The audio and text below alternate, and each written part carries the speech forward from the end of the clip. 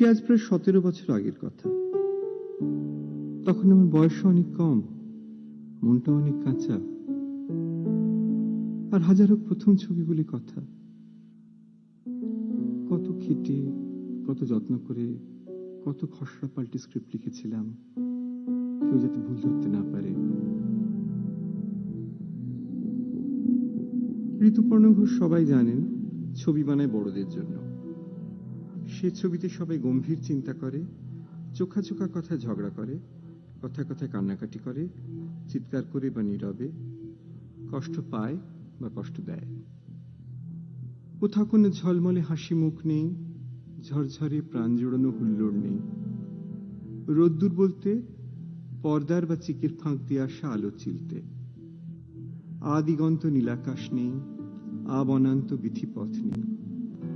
ঋতুপর্ণ দম আটকে আসছিল। সিনেমা হলের দমবন্ধ অন্ধকার থেকে, কান্নাকাটি ঝগড়াঝাঁটি থেকে, রুমাল বার করার খসখস আর নাক টানার আওয়াজ থেকে।